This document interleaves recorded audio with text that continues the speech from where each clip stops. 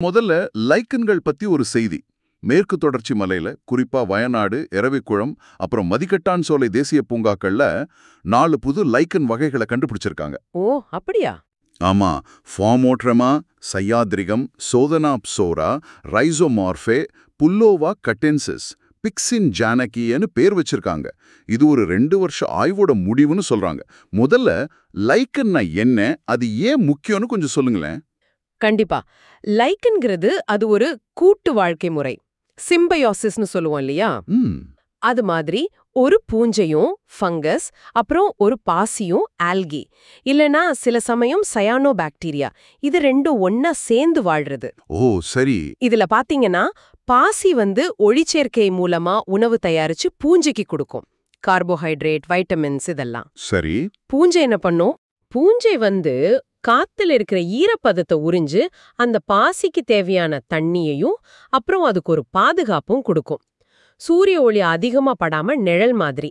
அதோட உடல் அமைப்ப தாலஸ்னும், அது ஒட்டிக்கிற வேர் மாதிரி இருக்கிறத ரைசைன்கள்னு சொல்வாங்க. மரம், பாறை, மண்ணுன்னு பாத்தீங்கன்னா உலகத்துல பல இடங்கள்ல இது வளரும்.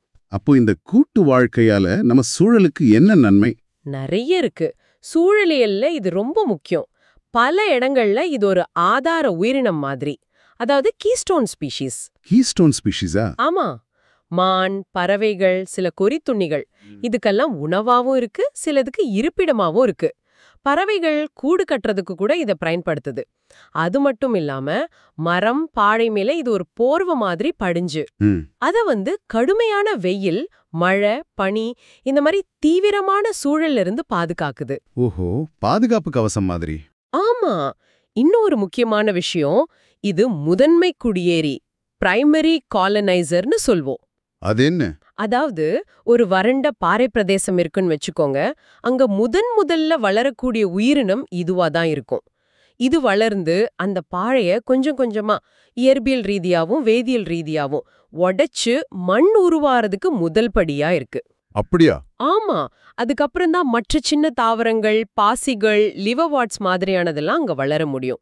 அதனால மேற்கு தொடர்ச்சி மலை மாதிரி பல்லுயிர் வளம் ரொம்ப அதிகமா இருக்கிற இடத்துல புதுசா 50க்கும் மேற்பட்ட வகைகளை கண்டுபிடிச்சிருக்கிறது, அதுவும் இந்த 4 முற்றிலும் புதிய வகைகள், இது அந்த பகுதியோட சூழல் எவ்வளவு ஆரோக்கியமா இருக்குங்கிறதுக்கு ஒரு நல்ல அறிகுறி. ரொம்ப